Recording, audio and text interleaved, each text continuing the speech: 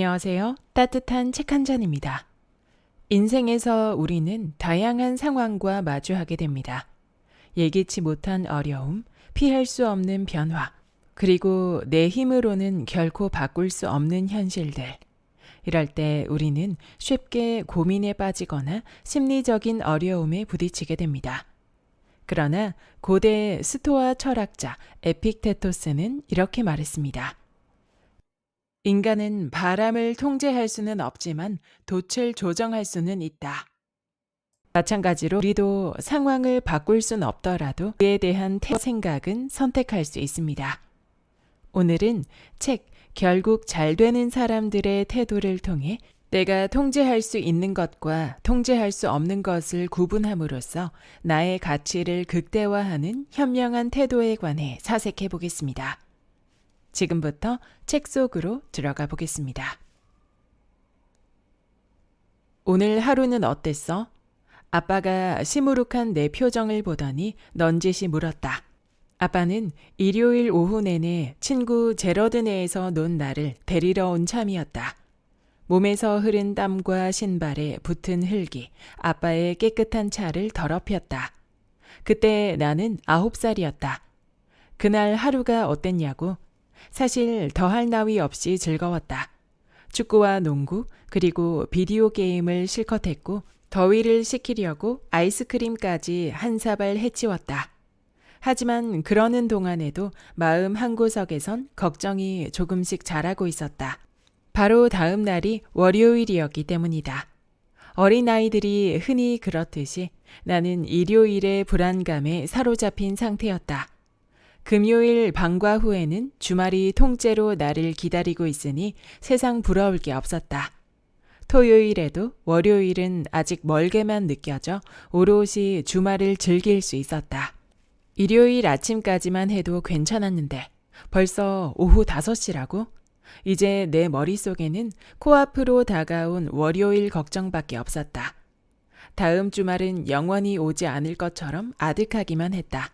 게다가 그날은 여느 일요일보다 더 암울했다. 다음 날까지 에이브러험 링컨에 대한 책을 읽고 5쪽짜리 독후감을 제출해야 하는 숙제 때문이었다. 자그마치 5쪽을 언제 다 쓴단 말인가. 책도 아직 다 못 읽었는데. 그 무렵에 나는 아직 오늘 하루 어땠어? 라는 질문에 그냥 좋았어요 라고 대답하는 사회적 관례를 배우지 못한 상태였다. 그래서 어린아이 특유의 솔직한 대답을 내놓았다.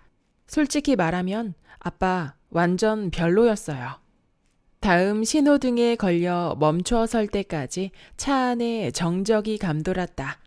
아버지가 걱정스러운 목소리로 물었다. 왜? 제러드네에서 무슨 일이 있었어? 아니요, 아무 일도 없었어요. 재미있게 잘 놀았어요. 그런데 집에 가서 해야 할 숙제 생각 때문에 재미있는 줄도 몰랐어요. 아버지는 알만하다는 듯이 고개를 끄덕이더니 잠시 뜸을 들인 뒤에야 말씀하셨다. 그러지 마라. 앞으로는 절대 그러지 마. 뭘요? 내가 되물었다. 해야 할 일을 하든지 안 할 거라면 아예 생각조차 하지 마.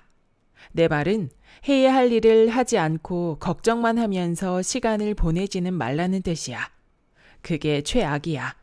자꾸 떠올라서 잠시도 잊어버리지 못할 바에야 차라리 미뤄둔 일을 해치우는 쪽이 나아.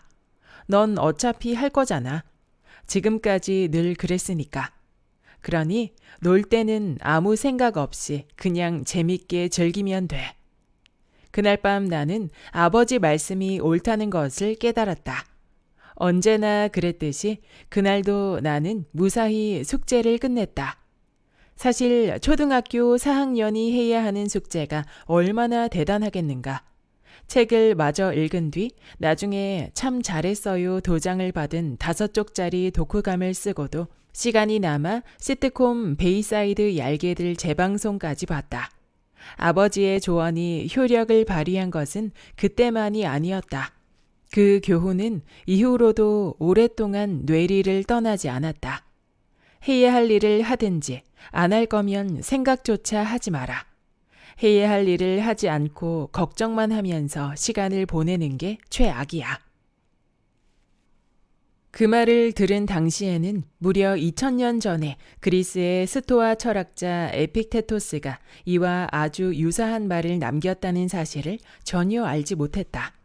에픽테토스는 말했다. 어떤 일들은 우리가 통제할 수 있고 또 어떤 일들은 그렇지 않다. 이런 기본적인 원칙, 그리고 통제할 수 있는 일과 그렇지 않은 일을 구분하는 방법을 확실히 배운 뒤에야 내적인 평온과 외적인 효율성을 누릴 수 있다. 에픽테토스의 말은 그가 통제할 수 있는 일이 얼마나 제한적이었던가를 생각하면 더욱 묵직하게 다가온다. 에픽테토스는 노예 출신이었다. 에픽테토스라는 단어는 고대 그리스어로 취득한이라는 뜻이다. 오랫동안 주인에게 철저히 종속된 채 살아온 에픽테토스는 마음속에 자기만의 경계선, 즉 통제 가능한 것과 그렇지 않은 것을 구분하는 선을 긋고 그것을 벗어나지 않는 법을 배워야 했다. 그가 진정으로 통제할 수 있는 것은 오로지 그의 마음밖에 없었다. 에픽테토스는 육신의 자유를 얻은 뒤에도 이런 깨달음을 버리지 않았다. 로마의 황제 마르쿠스 아우렐리우스는 에픽테토스와 더불어 스토아 철학을 대표하는 인물로 손꼽힌다. 하지만 이 둘의 처지는 정반대였다. 에픽테토스는 한동안 자기 육신에 대한 통제권조차 갖지 못했지만 아우렐리우스 황제는 당대 최고의 권세를 누렸다. 그럼에도 불구하고 그는 혹독한 육체적 고통과 온갖 질병에 시달린 끝에 에픽테토스와 마찬가지로 자기만의 경계선을 긋는 법을 배워야 했다. 그는 명상록에 이렇게 썼다. 당신의 정신을 지배하고 주도하는 이성이 쾌락이든 고통이든 육신의 움직임에 좌우되지 않도록 하라. 그런 움직임들이 몸속에 자연스럽게 내재하는 다른 공감작용에 의해 마음속에 떠오를 때 그것은 자연스러운 것이니 저항하지 말라. 그러나 지배적인 이성이 이것은 선하고 저것은 악하다는 견해를 그 감각에 더하지 못하게 해야 한다. 아우렐리우스 황제는 자기 힘으로 육체적 고통을 다스리지 못한다는 점을 알고 있었다. 그러나 육체적 고통에 대응하는 방식, 즉 태도는 자기만 결정할 수 있다는 점도 잘 알고 있었다. 질병은 누구에게나 찾아올 수 있는 불운이다. 고통은 감각의 동물인 인간으로선 피할 수 없다.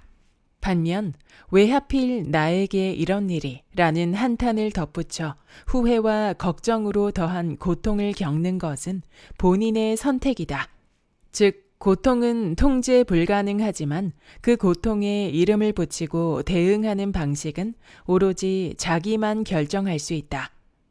아우렐리우스 황제는 제국을 통치할 때도 마음의 경계 설정을 게을리하지 않았다. 당대의 가장 강력한 제국을 이끌었던 그의 권력은 표면적으로는 수천 킬로에 걸쳐 있었다. 보통 사람 같으면 전 세계를 뜻대로 호령할 수 있다는 오만에 빠지기에 충분했을 것이다. 하지만 그는 자기 힘으로 완벽하게 다스릴 수 있는 영역은 제국도 도시도 아닌 오직 자기 마음뿐이라는 점을 냉혹하리만치 정확하게 인정했다. 즉, 진정한 권력은 마음의 한계를 벗어나지 못한다는 점을 잘 알고 있었다. 이런 인식은 관점에 따라 더없이 어렵고 제한적이며 우울한 깨달음일 수도 있다. 지금도 권력을 잡기 위해서라면 무엇이든 하겠다는 듯 아등바등 살아가는 이들이 많다. 하지만 실질적인 경계를 솔직하게 인정하는 사람이라면 그런 권력이 한낱 환영에 지나지 않음을 안다. 아무리 오랜 세월을 일하고 대단한 성공을 거둔 사람일지라도 그의 외적 권력은 그가 태어날 때 가지고 있던 수준을 넘어서지 못한다. 마찬가지로 누가 무슨 짓을 해도 가혹한 시련과 실패에 휘청여도 우리의 권력은 태어날 때 가지고 있던 것보다 줄어들지 않는다. 우리는 모두 마음의 힘, 즉 어떤 태도를 취할 것인가에 대한 결정권을 가지고 시작한다. 그러나 누구나 그 사용법을 깨닫지는 못한다. 이것이 삶의 질에 영향을 미칠 뿐 아니라 생존까지 좌우한다는 점을 생각하면 실로 안타까운 일이다. 미국 해군 중장이자 명예훈장을 받은 제임스 스톡데일만큼 마음이 가진 힘의 본질을 꿰뚫어 본 사람도 흔치 않다. 스톡데일 중장은 베트남 전쟁 당시 적군에게 붙잡혀 포로가 된 해군 장교 중에서 제일 계급이 높은 인물이었다. 1965년부터 1973년까지 8년간 포로 수용소에 억류되어 잔인한 고문에 시달렸고 말로 표현하기 힘든 참극을 목격했다. 당시의 포로 가운데 끝내 살아서 풀려난 이들도 없지는 않지만 그보다 훨씬 많은 이들이 비참한 죽음을 맞이했다. 스톡데일 중장은 살아남지 못한 포로들의 공통점이 무엇이라고 생각하느냐는 질문에 스톡데일 패러독스라고 널리 알려진 답변을 내놓았다. 그건 아주 쉬운 질문입니다. 그들은 낙관주의자였어요. 이를테면 크리스마스 때까지는 풀려날 거야 라고 말하는 이들 말입니다. 하지만 크리스마스가 다가와도 아무 일도 일어나지 않습니다.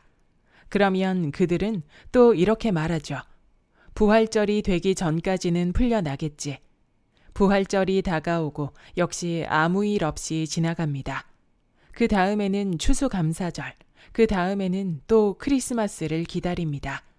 그러다가 결국 상심을 이기지 못하고 숨을 거두죠. 이것은 아주 중요한 교훈입니다. 끝내 이겨내고 말리라는 신념과 가장 가혹한 현실과 맞서는 훈련을 혼동하면 안 됩니다. 옳은 말이다. 낙관적인 사고방식을 가진 사람일수록 포로 수용소라는 극단적인 상황을 견딜 확률이 떨어진다. 포로들에겐 전쟁과 석방에 대한 아무런 통제권이 없다. 그런데도 낙관적인 포로들은 임의로 시간표를 만들어 부질없는 희망을 품는다. 누군가가 언제쯤 자신을 구해줄 거라고 막연하게 기대한다. 하지만 그런 희망은 통제 불가능한 현실에 부딪혀 산산이 부서지고 만다.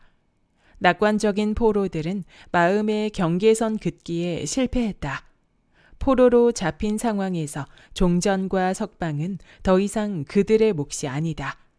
수용소에서 포로가 생존을 위해 해야 하는 일은 따로 있다. 가족과 사랑하는 이들을 언제 다시 만나게 될지 아무도 모른다는 사실을 인정하고 마음을 더 단단히 먹는 것이다. 이런 현실적인 태도가 얼핏 비관적으로 보일지 모르지만 끝내 살아남기에 가장 유리한 태도이기도 하다.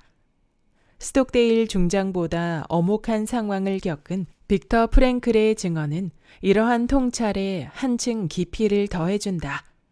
나치의 강제 수용소에서 살아남은 프랭클은 정신과 의사이자 죽음의 수용소에서라는 저서로 널리 알려진 인물이다. 그는 책에 수용소에서의 경험을 통해 얻은 교훈을 이렇게 적었다. 한 사람의 인간에게서 모든 것을 빼앗아도 한 가지만은 절대 빼앗을 수 없으니 그것은 주어진 상황에서 어떤 태도를 취할지, 어떤 길을 선택할지를 결정하는 자유다. 수용소에서 펼쳐질 상황은 아무도 모르지만 그에 대처하는 태도만은 스스로 결정할 수 있다. 이것은 인간이 가진 유일하고도 강력한 마음의 힘이다.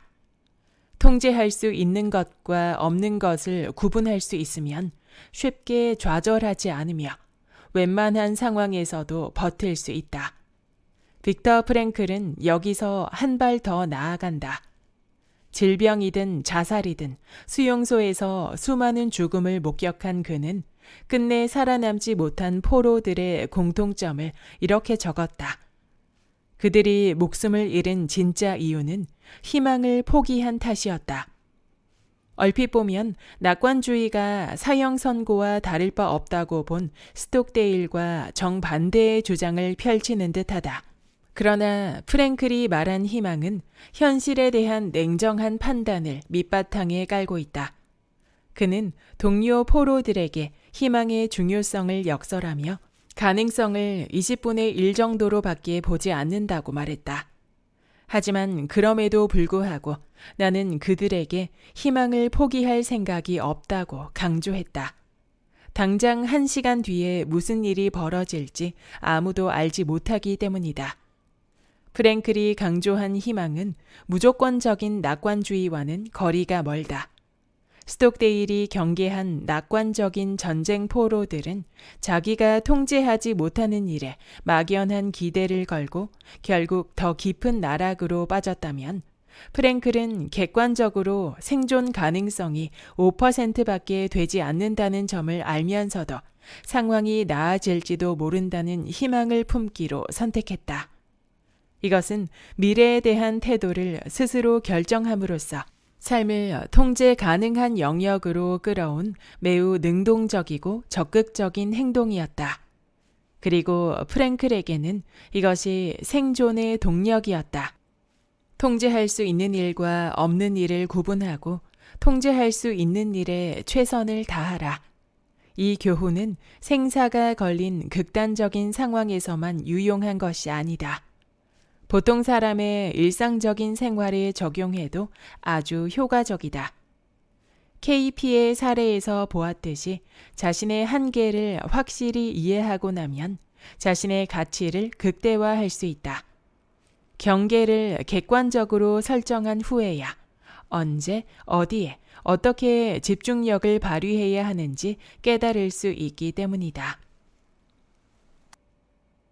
여기까지 결국 잘 되는 사람들의 태도의 본문 일부였습니다. 어려운 상황 속에서 막연한 희망에만 의존하거나 아예 모든 것을 포기해버리는 것은 결국 우리를 더 깊은 혼란에 빠지게 합니다.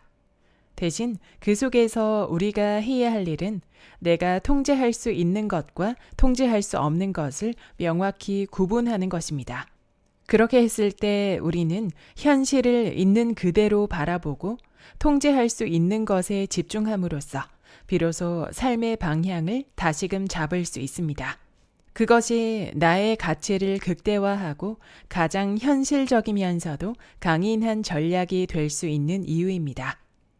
삶은 언제나 예측할 수 없는 바람을 동반하지만 돛을 어떻게 조정할지는 우리의 선택에 달려 있습니다. 오늘 이 영상이 여러분에게 든든한 지원군이 되었길 바랍니다. 구독과 좋아요와 댓글은 큰 힘이 됩니다. 다음 영상에서 만나요.